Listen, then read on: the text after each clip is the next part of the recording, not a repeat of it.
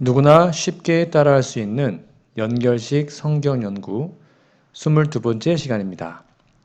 오늘의 제목은 작은 뿔입니다. 여러분 성경책을 직접 펴시고 적으시면서 공부하시면 도움이 될 겁니다. 오늘은 다니엘서에 예언된 작은 뿔의 정체에 대해서 공부하겠습니다. 다니엘서 7장에 보면 맹수들 몇 마리가 바다에서 올라오는 광경을 보여줍니다. 그런데 이 네 번째로 올라온 맹수는 어떤 짐승이라고 표현할 수가 없는 무서운 모양의 짐승인데요. 이 짐승에게 뿔이 10개나 달려 있었습니다. 그런데 또 나중에 작은 뿔이 하나 더 돋아 나옵니다. 그것이 비상하게 하나님을 대적합니다. 도대체 그 하나님을 대적하는 작은 뿔의 정체가 무엇일까요? 먼저 다니엘서 7장 1절에서 7절을 읽어보겠습니다. 조금 깁니다. 바벨론 왕 벨사살 원년에 다니엘이 그 침상에서 꿈을 꾸며 뇌 속으로 이상을 받고 그 꿈을 기록하며 그 일의 대략을 진술하니라.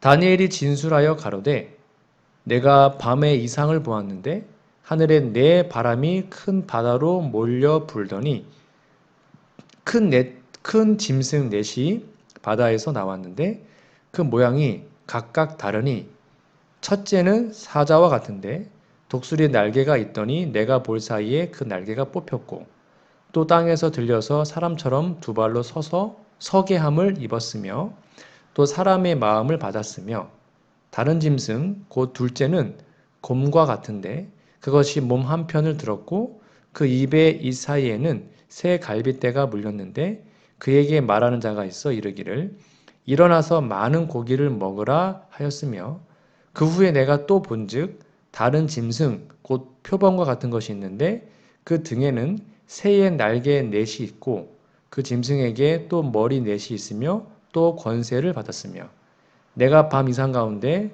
그 다음에 본 넷째 짐승은 무섭고 놀라우며 또 극히 강하며 또 큰 철이가 있어서 먹고 부서뜨리고 그 나머지를 발로 밟았으며 이 짐승은 전에 모든 짐승과 다르고 또 10뿔이 있으므로.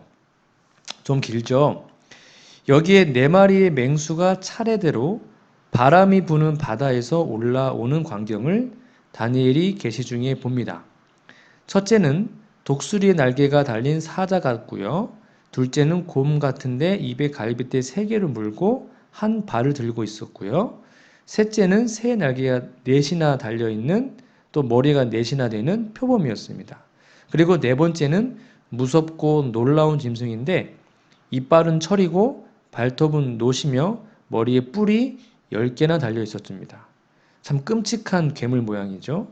이것들이 도대체 무엇을 가리키는 표상들일까요? 다음 말씀을 좀 이어서 볼까요? 예레미야 49장 36절 37절입니다. 하늘의 사방에서부터 사방 바람을 엘람에 이르게 하여 그들을 사방으로 흩으리니 엘람에서 쫓겨난 자에 이르지 아니하는 나라가 없으리라. 나 여호와가 말하노라. 내가 엘람으로 그 원수의 앞, 그 생명을 찾는 자의 앞에서 놀라게 할 것이며 내가 재앙, 곧 나의 진노를 그 위에 내릴 것이며 내가 또 그 뒤로 칼을 보내어 그를 진멸하기까지 할 것이라. 이 말씀은 바람이 무엇을 의미하는지 가르쳐 줍니다. 예언을 풀 때 바람은 전쟁을 상징합니다. 예언적 상징으로 바람은 곧 전쟁이다. 꼭 기억하세요. 그러니까 전쟁이 있는 바다에서 네 마리의 짐승이 차례로 올라오는 것을 본 거죠. 그러면 예언적으로 바다는 무엇을 상징할까요? 계시록 17장 15절입니다. 또 천사가 내게 말하되 내가 본 바 음료에 앉은 물은 백성과 무리와 열국과 방언들이니라. 이 말씀을 보면 많은 물은 백성과 무리와 열국과 방언이라고 했죠. 그러므로 바다는 여러 나라와 방언과 국민들을 상징합니다. 이러한 바다에 바람이 분다는 말은 여러 나라들이 전쟁을 해서 큰 제국들이 일어나고 망하는 것을 상징하고 있는 것이죠. 자, 그러면 예언에서 짐승은 무엇을 의미할까요? 다음 성경절을 볼까요? 다니엘서 7장 17절과 23절입니다. 그 내 짐승은 내 왕이라 세상에 일어날 것이로되 23절 모신자가 이처럼 이르되 넷째 짐승은 곧 땅의 넷째 나라인데 이는 모든 나라보다 달라서 천하를 삼키고 밟아 부서뜨릴 것이며 이 말씀은 짐승이 무엇을 상징하는지 가르쳐주고 있죠. 그것은 왕입니다. 그런데 23절에서는요. 넷째 짐승이 넷째 나라라고도 하죠. 그러니까 이 짐승들은 나라들, 왕국을 의미합니다. 그러니까 이 네 번째 큰 왕국은 제국들이 여러 나라와 방언과 백성이 있는 지역에서 전쟁을 통하여 차례로 일어날 것을 말하고 있어요. 성경이 상징으로 예언하고 또 그것을 오해하지 않도록 잘 해석해주고 있으니까 우리 그것을 바르게 찾기만 하면 올바르게 깨달을 수가 있습니다. 그런데 지금 우리는 뿔, 곧 작은 뿔에 대해서 공부하고 있습니다. 그 뿔은 넷째 짐승의 머리에 있는 것을 아까 읽었잖아요. 그러면 뿔은 예언적으로 뭘까요? 다니엘서 7장 8절과 20절입니다. 내가 그 뿔을 유심히 보는 중 다른 작은 뿔이 그 사이에서 나더니 먼저 뿔 중에 셋이 그 앞에서 뿌리까지 뽑혔으며 이 작은 뿔에는 사람의 눈과 같은 눈이 있고 또 입이 있어 큰 말을 하였느니라. 20절입니다. 또 그것의 머리에는 10뿔이 있고 그 외에 또 다른 뿔이 나오매 새 뿔이 그 앞에 빠졌으며 그 뿔에는 눈도 있고 큰 말한 입도 있고 그 모양이 동류보다 강하여 보인 것이라. 넷째 짐승의 머리에는 뿔이 10개가 있습니다. 그리고 그 뿔들의 가운데 나중에 작은 뿔이 올라와요. 근데 그것이 먼저 있던 뿔보다 더 강해져서 먼저 있는 뿔 10개 중에 3뿔을 뿌리채 뽑아버린 겁니다. 그래서 다니엘은 이 작은 뿔에 대해서 비상한 관심을 가지고 그 정체를 알기 위해서 노력해야 하는 것입니다. 과연 그것이 무엇일까요? 다음 말씀을 이어서 볼까요? 다니엘서 7장 24절입니다. 그 10뿔은 이 나라에서 일어날 10왕이요. 그 후에 또 하나가 일어나리니 그는 먼저 있던 자들과 다르고 또 새 왕을 복종시킬 것이며 성경 분명히 얘기합니다. 10뿔은 넷째 나라에서 일어날 10나라입니다. 여기 10왕이라 하는 것은 한 나라의 첫째 왕, 둘째 왕 그런 왕이 아니고 한 큰 제국에서 분열된 작은 왕국들을 가리키는 말입니다. 그러므로 이 넷째 나라는 10왕국으로 갈라질 것이고요. 그런 후에 이 왕국들 중에서 다른 한 왕국이 나중에 일어나는데 그것이 먼저 있던 왕국보다 더 강하고 먼저 있던 왕국 셋을 완전히 멸망시켜서 그 존재 흔적도 없게 할 겁니다. 그러면 이 넷째 나라와 거기서 일어난 10왕국들은 어떤 나라들일까요? 그걸 알기 위해서는 성경과 서양 역사를 좀 대조하면서 공부해야 됩니다. 물론 이 짧은 시간에 그걸 다 설명할 수 없어서 좀 아쉽지만 다음에 교회에서 이런 문제를 연구할 때 여러분 꼭 참석하셔서 자세히 좀 공부해 보시면 좋겠습니다. 간단히 제가 좀 설명을 드릴게요. 제일 먼저 읽었던 다니엘서 7장 7절 다시요. 다니엘서 7장 7절을 자세히 읽어보시기 바랍니다. 거기에 넷째 짐승은 이빨이 철이어요. 그리고 먹고 부서뜨리고 발로 밟습니다. 그런 다음에 다음 말씀을 볼까요? 다니엘서 2장 40절입니다. 넷째 나라는 강하기가 철 같으리니 철은 모든 물건을 부서뜨리고 이기는 것이라. 철이 모든 것을 부수는 것 같이 그 나라가 문 나라를 부서뜨리고 빻을 것이며 여기서 넷째 나라에 대해서 말하면서 그 나라는 철나라라고 말합니다. 부서뜨리고 빻는다고 했습니다. 그러므로 7장이 이 넷째 나라와 같은 성질의 나라입니다. 그러니까 다니엘서 2장을 공부하면서 이 넷째 나라가 로마 제국이라는 것을 우리 이미 다 공부했어요. 그러므로 이 넷째 짐승이 넷째 나라라는 것을 확인했기 때문에 그 앞에 있는 세 마리의 짐승으로 상징된 나라들이 바로 다니엘서 2장에서 말하는 금나라, 은나라, 논나라와 같은 나라인 것입니다. 그래서 바벨론, 페르시아, 헬라, 로마입니다. 그러니까 2장과 다니엘서 2장과 다니엘서 7장은 같이 연구하셔야 됩니다. 그런데 이 로마가 게르만 민족에 의해서 망하고 그 영토 안에서 게르만 민족 10나라가 건국되었죠. 근데 그 10나라 중에 다른 한 나라가 일어나게 된다는 말이에요. 이 나라는 10나라 중에서 세 나라를 뿌리채 뽑아서 망하게 합니다. 그 사실은 우리 앞에 성경절이었던 다니엘서 7장 24절에 말했죠. 새 왕을 복종시킬 것이다. 자, 그러면 다음 말씀 이어서 볼까요? 다니엘서 8장 22절입니다. 이 뿔이 꺾이고 그 대신에 네 뿔이 났은즉 그 나라 가운데서 네 나라가 일어나되 그 권세만 못하리라. 이 말씀은 새로운 과목으로 공부해야 될 내용 중의 일부인데요. 여기서는 뿔이 나라라고 해석하는 것을 확인하기 위해서만 찾은 것입니다. 8장을 읽으면 짐승에게서 나온 뿔은 권세를 상징하기도 하고요. 한 나라가 분열되어서 일어난 나라를 상징하고 있음을 알 수 있습니다. 그리고 그 나라들은 대체적으로 원래 모체가 되었던 나라보다 못해요. 다음 말씀 볼까요? 다니엘서 7장 25절입니다. 그가 장차 말로 지극히 높으신 자를 대적하며 또 지극히 높으신 자의 성도를 괴롭게 할 것이며 그가 또 때와 법을 변개코자 할 것이며 성도는 그의 손에 붙임바 되어 한 때와 두 때와 반 때를 지내리라. 이 작은 뿔은 새 왕, 곧 새 왕국을 멸망시킨 후에 이제는 하나님을 대적하는 일을 합니다. 그렇게 하는 방법으로 하나님의 성도를 괴롭게 합니다.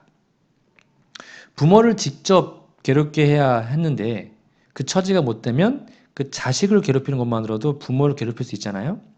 이 뿔은 하나님을 직접 대적해야 되는데 그렇게 못하니까 하나님의 성도들을 괴롭히고 죽임으로 하나님을 괴롭게 만든 것입니다. 그리고 하나님의 법을 변경시키는 것으로 하나님의 권위를 무시합니다. 그러나 세상이 그것을 알지 못할 정도로요. 교묘하고 아주 점진적으로 그 일을 하고 있어요. 자, 그러면 이 작은 뿔은 어떤 나라일까요? 그것은 역사에서 찾아야 됩니다. 즉 로마를 멸망시키면서 게르만 민족들의 세운 10나라를 찾아야 됩니다. 그리고 그 나라들 중에서 뿌리채 망한 새 나라를 찾아야 하고요. 그 나라를 멸망시킨 세력을 찾아야 하죠. 그것은 서양사를 좀 보시면 어렵지 않게 찾을 수 있습니다. 로마를 멸망시키고 그 영토에 게르만 민족들이 세운 나라들이 이렇습니다. 좀 어렵지만 좀 들어보세요. 앵글로 섹슨, 영국입니다. 알레마니, 독일, 프랑크는 프랑스, 그 다음에 롬바르드, 이태리, 부르군디, 스위스, 스에바이, 포르투갈, 비시고트, 스페인, 반달스, 헤룰리, 오스트로고스트입니다. 어렵죠? 이 중에 마지막 세 나라는 뿌리채 망했습니다. 그 역사가 이래요. 조금 설명드리면 서로마가 망하자 기독교 로마 교구장이었던 로마에서 망한 로마 황제의 일을 보게 됩니다. 로마의 교구장이요. 국민들은 그것을 아주 자연스럽게 받아들인 것 같습니다. 왜냐하면 외적의 침입이 있을 때 로마 교구장이었던 주교가 그들을 교화시켜서 돌려보낸 역사가 있기 때문이었어요. 그렇게 되자 AD 533년에 동로마 황제 유스티아누스가 로마 주교를 전체 기독교의 수장이라고 칙령을 내려버려요. 그러나 아리우스라는 교부가 주장한 교리를 믿는 왕들이 세운 나라들은 로마 주교를 모든 기독교의 수장이라는 이 황제의 칙령을 받아들일 수가 없어요. 그래서 로마 주교는 정치적 권세를 행사하는 일에나 종교적인 일에나 로마를 점령한 게르만 민족들에게 시대를 받게 되었어요. 그리고 그것을 막아주기를 동로마 황제에게 호소하고 마침내 동로마 황제는 군대를 일으켜 그런 나라들을 완전히 멸망시켰습니다. 자, 그러면 이 세 나라를 멸망시킨 진짜 주역이 누구입니까? 그것은 바로 로마 카톨릭, 곧 교황권입니다. 그래서 538년에 동고트라는 나라가 망하면서 비로소 뉴스티아누스 황제의 칙령은 실시되게 된 거예요. 교황권은 종교와 정치를 겸한 왕국이 된 것입니다. 이것이 다른 10나라들보다 나중에 나왔죠. 근데 온 세상이 예수를 믿는 교회를 인정하는 교황권이 작은 뿔이라는 사실을 역사에서 확인하면 정말 놀라지 않을 수 없습니다. 조금 설명이 길었지만 여러분 개인적으로 또 다시 한번 확인해 보시기 바랍니다. 다음 말씀 볼까요? 데살로니가 후서 2장 3절 4절입니다. 누가 아무렇게 하여도 너희가 미혹하지 말라. 먼저 배도하는 일이 있고 저 불법의 사람 곧 멸망의 아들이 나타나기 전에는 이르지 아니하리니 저는 대적하는 자라 범사에 일컫는 하나님이나 숭배함을 받는 자 위에 뛰어나 자존하여 하나님 성전에 앉아 자기를 보여 하나님이라 하느니라. 여기 보세요. 여기 불법의 사람이 나타나죠. 그럼 하나님의 성전에서 자기를 하나님이라고 하는 사람이 합니다. 앞에서 본 다니엘서 7장 25절에 말로써 지극히 높으신 자를 대적한다고 했죠. 그래서 그를 대적하는 자라고 합니다. 또한 그는 때와 법을 변개하고자 합니다. 그래서 불법의 사람이에요. 그는 안식일을 일요일로 변경함으로 때를 변경시켰고요. 십계명을 성경과 다르게 변경함으로 하나님의 법을 유린하였습니다. 이것은 천주교 교리 문답에 보면 밝게 나와 있어요. 그러니까 천주교는 자신들이 안식일을 바꿨다라고 얘기합니다. 공공연하게. 그리고 교황은 지상에 있는 하나님 대리자로 하나님처럼 군림합니다. 바로 이것이 작은 뿔의 정체입니다. 하나님은 심판으로 이 뿔의 정체를 드러내십니다. 실제로는 벌써 드러났죠. 다만 사람들이 그것을 믿으려고 하지 않을 뿐입니다. 그러나 그것은 사실입니다. 작은 뿔은 곧 교황권입니다. 다음 말씀 볼까요? 다니엘서 7장 26절 9절에서 11절입니다. 그러나 그 심판이 시작된 즉 그는 권세를 빼앗기고 끝까지 멸망할 것이요. 9절부터 볼까요?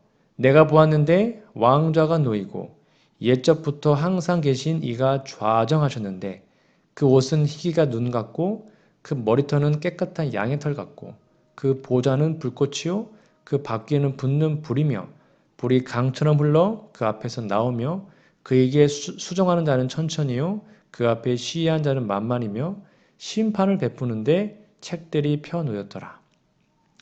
그때 내가 그 큰 말하는 작은 뿔의 목소리로 인하여 주목하여 보는 사이에 짐승이 죽임을 당하고 그 시체가 상한 바 되어 붙는 불에 던진 바 되었으며 이 작은 뿔은 하나님의 심판으로 결판이 나게 되어 있습니다. 그러면 하나님의 심판이 마칠 때까지 그 권세는 세상에 지속될 겁니다. 그러나 심판이 끝나면 그 작은 뿔로 표상된 권세는 완전히 소멸될 것입니다. 마지막 말씀을 볼까요? 다니엘서 7장 13절, 14절, 18절입니다. 내가 또 밤 이상 중에 보았는데 인자 같은 이가 하늘 구름을 타고 와서 옛적부터 항상 계신 자에게 나와 그 앞에 인도되매 그에게 권세와 영광과 나라를 주고 모든 백성과 나라들과 각 방언하는 자로 그를 섬기게 하였으니 그 권세는 영원한 권세라. 옮기지 아니할 것이요 그 나라는 패하지 아니할 것이니라. 지극히 높으신 자의 성도들이 나라를 얻으리니 그 누림이 영원하고 영원하고 영원하리라. 비록 작은 뿔이 세상을 차지하고 지배하는 것처럼 보였지만 하나님께서는 그의 나라를 인자 같은 분 예수님께 주십니다. 하나님의 나라는 성경의 바른 진리대로 예수님을 믿음으로 하나님의 성도가 된 사람들에게 주어질 것입니다. 세상 나라는 망하지만 하나님 나라는 영원히 망하지 않습니다. 그리고 우리들은 그 나라의 영원한 상속자가 되어 하늘나라에서 영원한 복을 누리게 될 것입니다. 그 나라에 꼭 참여하시기를 간절히 바랍니다. 오늘 배운 작은 뿔에 대해서 개인적으로 한 번 더 공부해 보시고 작은 뿔이 왜 교환권인지를 살피시면 좋겠고 이 교환권이 이 마지막 시대에 어떻게 세상 역사를 좌지우지하는지를 여러분 살펴보시면서 공부해 보시면 좋겠습니다. 다음 시간에는 2300주야에 대해서 함께 공부해 보도록 하겠습니다. 다음 시간까지 영육간에 강건하시기를 기도드립니다. 감사합니다.